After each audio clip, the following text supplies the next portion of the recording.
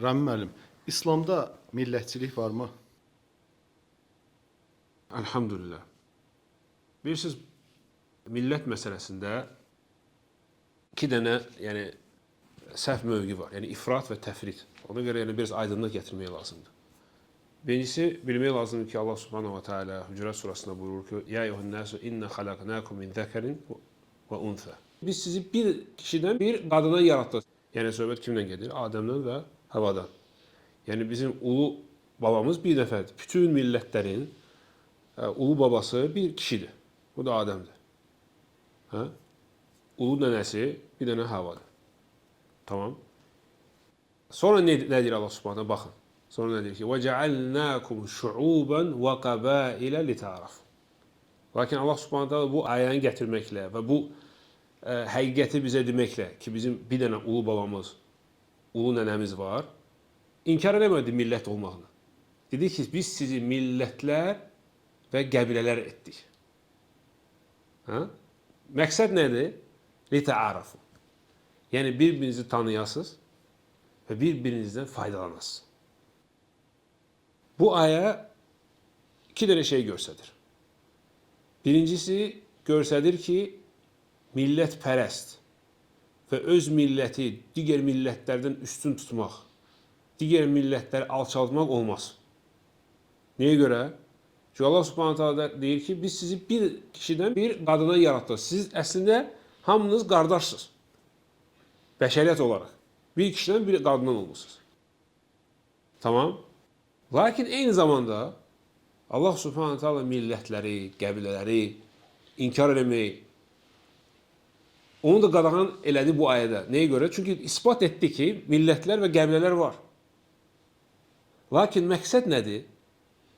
Məqsəd, necə bəzi insanlar fikirləşir ki, mənim millətim başqa milləti məhv eləsin, başqa millətləri özünə tabe eləsin, hə? Şovinizm kimi fikirlər və s. yox. Lita'arafu. Ki biz birimizdən faydalanasız. Çünki görürsən, hər millətdə nəsə bir adət olur, nəsə bir sənəd olur ki, orada faydalanmaq olar. Ki birbirinizə faydalanasız. Ona görə sonra bunu deyəndən sonra Allah Subhanahu Teala nə deyir? İnne akramakum indallahi atqakum. Və lakin sizdən, baxmayın ki, cürbəcür millətlərdən ibarətsiz, Allah Subhanahu Teala deyir ki, sizin aranızda Allah üçün ən hörmətlisi kimdir? Ən çox təqvalı olandır. Allahdan qorxan, Allahın əmrlərini yerinə yetirən və qadağanlarından çəkinən. Görürsünüz, bu bir aya millətçilik məsələsini səni baş salır. Yəni, birincisi, millətlər var. Öz millətini tanımalısan, tanımalısan. Öz adətlərini tanımalısan, tanımalısan. Problem yoxdur. Əksinə qorumalısan. Problem yoxdur. Çünki Allah Subhanahu taala artıq belə insanları yaratdı. Və lakin eyni zamanda unutma ki, bütün millətlər bir kişidən, bir qadından əmələ gəlir. Ona görə sən hansı millətdənsə deyəndən o birisi millətdən üstün ola bilmərsən. Ancaq buna görə. Və kimdənsə üstün olmaq üçün sənin bir yolun var. O da nədir? Allahın dinini yaşatmaq. Allahın yanında üstün olmaq. Allah üçün sən üstünsənsə, onda sən insanlardan da üstünsən. Aydındır. Ona Peyğəmbər salsan baxın. Baxmayaraq ki, ərəb idi. Quran da ərəb dilində nazil olub. Nə deyərdi? Deyərdi ki, ərəb qeyri-ərəbdən üstün deyil. Yalnız təqva məsələsində insan o birisi insandan üstün ola bilər. Aydındır. Ona görə görürsünüz, hətta tarix onu göstərir. Baxın, indiyə kimi, bugünə kimi qərb ölkələrdə görürsünüz ki, qaralara qarşı nifrət var. Düzdür, rasizm var. İndiyə kimi, baxmayaraq nə qədər neçə əsr keçir və s. Bu, bir 200, 100 il bundan qabaq, hətta 100 il, 100 ildən də az. Lap dəhşətli dərəcədə idi. Yəni, qara ilə ağ bir məktəbdə oxuya bilməzdilər Amerikada. Qadağan idi. Yəni, baxmayın, bu bütün əslində insanlığa zid olan bu qaydaları onlar yığışdırsalar da, yenə də görürsən, qaralarla ağlar onlar yola gelmir bir-birinə. Lakin baxın İslam'a. Yəni, Peyğəmbər sallallahu əleyhi və səlləm 1500 il bundan qabaq o ki, dövlət yaratdı, İslam dövləti.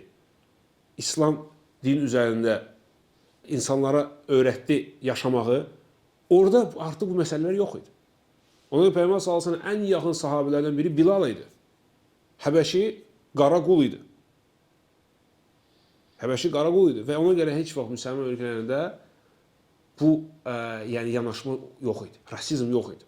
Ki filan kəs qaradır, filan kəs filan millətdən də yox. Ona görə görürsünüz ki, cürbəcür millətlərdən insanlar elminə görə, əxlaqına görə, hansı bir nailiyyətlərə görə hörmət qazanırdı. Aydındır? Ona görə bu iki dənə səhv yanaşma var. İfratla və təfrid. Yəni, bir tərəfdən tam milləti inkar etmək, demək ki, mən öz millətimi tanımaq istəmirəm, fərqi yoxdur, nə millətdir, adət, ənənəyə fikir vermək lazımdır. Bu, təfriddir. Yəni, belə yanaşmaq düzgün deyil. Öz millətini tanımalısan, öz dilini bilməlisən, adət, ənənəvi bilməlisən, yaşamalısan, nəzərə almalısan. Hətta alimlər ona görə 5 dənə şəriətdə əsas qaydalar var. Əsas qaydalar var. Onlardan biri əl-adə muhakkəmə. Yəni, adətə bir çox hallarda müraciət olunur.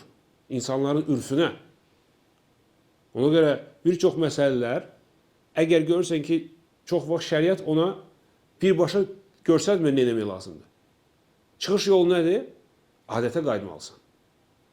Ona görə Allah subhanahu wa ta'ala məsələn deyir ki, وَعَشِرُهُنَّ بِالْمَعْرُوفِ Yəni onlarla, yəni öz yoldaşlarınızla gözəl davranın. Çoxu belə tərcümə edirlər. Lakin biz əslində ərəb dilinə baxsaq, orada ürf sözü var. Yəni yaxşı davran nə deməkdir? Müxtəlif ölkələrdə, müxtəlif millətlərdə həyat yoldaşına ya valideynlərlə yaxşı davranmaq cürbəcür anlayışlardır. Hardasa məsələn hər gün sən onları ziyarət etməlisən ki, valideyn səndən razı olsun. Hardasa həftə bir dəfə ziyarət eləsən, bəs eləyir. Yaxşı, necədir bunun tərifi şəriətdə? Görürsə Allah Subhanahu ki, bil ma'ruf, yəni ürfə görə. Əgər ürfdə, bu millətdə, yaşadığın yerdə bu normal və yaxşı münasibət sayılırsa, artıq şəriət deyir ki, belə elə. Ürfə görə elə, adətə görə elə. Aydındır.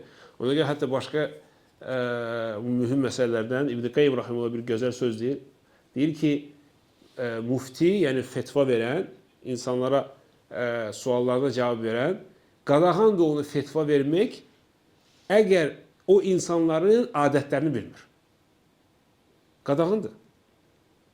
Çünki belə bir sözlər var ki, insan deyir onu, əslində bir məna verir, lakin hansısa bir millətdə tamam başqa məna gətirir. Sən onu başa düşəsən. Hə? Məsələn, gəlib kimsə deyir ki, mən onu getdim, hörmət elədim, filan şey elədi. İndi lüğəvi mənada baxsın, deyərsə ki, hörmət elədi də. Çox başa düşür ki, ürfdə o nə deməkdir? Rüşvət verdi. Yəni, ürfdür.